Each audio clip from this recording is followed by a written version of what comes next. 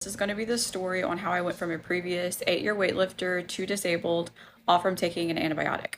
So this photo right here was only taken 3 months before this happened.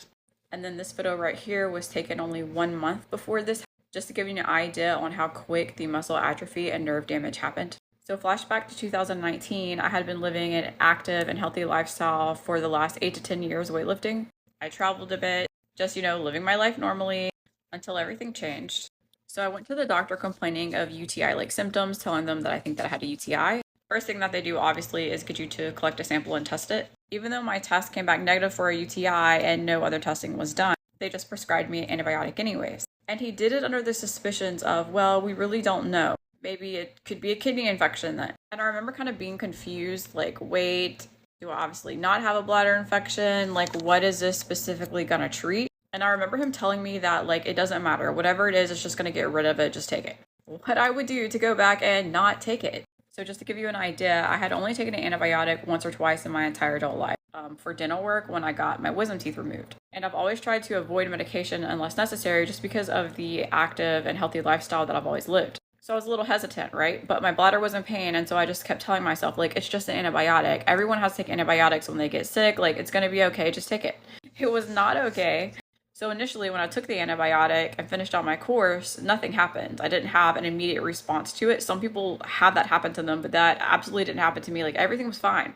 It wasn't until about a month or two later I started to experience some anxiety, and I knew something was wrong because that just wasn't normal to me. So I kept going back to my doctor and telling him, like, I'm having this anxiety and I think something's wrong, and he kept being dismissive of it and being like, oh, it's just stress. And I would be like, I know what I'm like when I'm stressed. This isn't it. Like, something is wrong. So he would just run a regular blood work panel on me, and he would be like, oh, your blood work's fine. Everything's fine. But what was actually happening was a start of the breakdown of neurological symptoms starting to happening, and GABA, my GABA neuron receptors, getting damaged, because ultimately that's what these antibiotics can do. So that anxiety and start of neurological breakdown only started to escalate in time.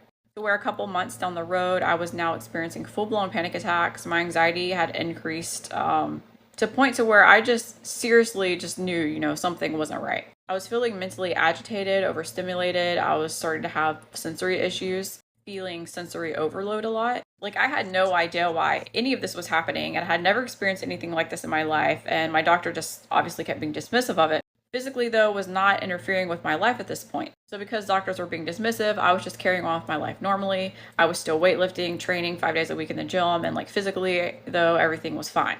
So flash forward months down the road now, about 11 months to almost a year later after I finished my course of antibiotics. I'm about to run out of time. Go to part 2. This is part 2 on how I went from an 8-year weightlifter to disabled, all from taking an antibiotic. So if you're new here, go listen to part 1 first. So it was about 11 months to a year after finishing my course of these antibiotics that I randomly wake up one morning and go to step down on my feet and physically cannot do it. I had actually just had a regular workout, 2 to 3 days prior to this day, just living my life totally normally. And when I woke up this morning, I wake up, and if I try to step down on my feet, my legs are so weak, they feel like they can't physically hold the weight of my body. They're just going into shaking. I'm obviously really familiar with muscles and what they should feel like, and I physically could not flex my muscles anymore. Like, if I tried to flex my quads or my biceps, physically they could not contract. I literally had no idea what happened to me. I literally went from a physically normal functioning person and a weightlifter to disabled quite literally overnight. From that day forward, I couldn't walk normally anymore. I lost the ability to do basic things. I lost the ability to care for myself. The muscle atrophy and the nerve damage that I experienced, it just came on like this. And it wasn't just in my legs, it was widespread, full body, even in my arms. It immediately also affected my cognitive function. And from that point forward, I was bedridden. When you think of someone being bedridden, you probably think that they're just gonna lay there and watch TV all day or something. But because of the cognitive ability that I lost instantly, I could not even hold concentration to even do things like watch TV or even hold normal long conversations anymore. I literally just had no idea what happened to me, and it was so hard to even mentally process because of the lack of cognitive function that I had. It was like I was just hit with all of this at one time. So I spent a year being within this state, and within this time frame, I saw a lot of doctors, around anywhere from 12 to 14. Here's just a random photo of me at a random doctor's office. I also went to the ER a few times, obviously.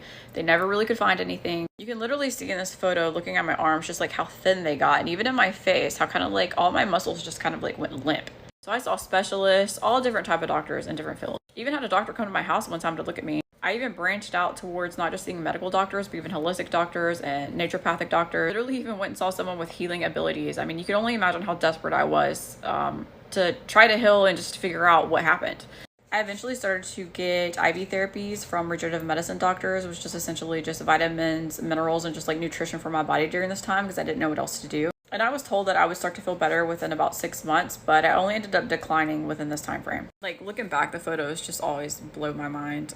I had actually told several doctors that I had taken ciprofloxacin and that I was concerned that that was the cause of all of this. And their response was always the same. It was like, that's so rare that this can't possibly be it. Or I had some of them tell me, no, Cipro doesn't do that. Which really makes no sense considering it comes with a black box warning and I literally had every single symptom that is almost listed on it. I'm about to run out of time. Go to part 3.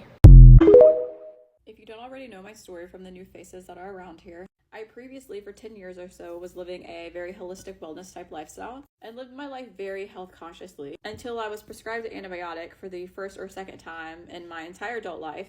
And it physically disabled me, and my symptoms only progressed over the course of time until I became entirely bedbound for a year, requiring a care provider for that year because I no longer could properly take care of myself anymore. Now, during that time frame, I was seeing multiple doctors who were trying to seek out diagnoses for me, but they couldn't really figure it out because currently, as of right now, our medical system is definitely uneducated around this situation. As of right now, we're currently working on getting diagnostic codes for people who are in my situation, but this is something that people have been working on for years. It's just not something that we have available right now. Because of that, there's a lot of misdiagnoses around this. Chronic fatigue syndrome, Lyme disease, fibromyalgia. Sometimes patients are presenting MS symptoms, so that's a road that doctors will try to go down. So in the last 3 years of me trying to heal from this, I've been sharing my story online and trying to spread education around it. And I'm completely baffled by how many comments and messages, thousands of them, people going through a very similar situation do these same exact medications. So in response to all of that, I created a website that just has doctors that people can see,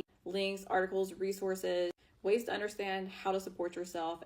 But I'm coming out with a more comprehensive guide on basically the modalities and the things that I use and utilize to try to heal from this experience. I'm trying to combine my previous knowledge with the holistic lifestyle that I was living previously, and also integrate the knowledge that I have from weightlifting and integrate and combine that all into this guide to help people that are chronically ill or in my situation. It's really baffling because you just don't ever think in life that something this tragic is going to happen to you, especially given my holistic background and the fact that I stayed away from medication. Life is crazy. But I really believe in healing, and I really believe in working with the situations that life throw at you to ultimately grow and expand as a person. So if you're someone that's flux like me, I have a guide coming out soon. I want to do a series soon on everything that I learned the year that I was bedbound because I learned so much stuff. I'll follow along because I'm determined to heal and I've come a long ways and we're going to keep going.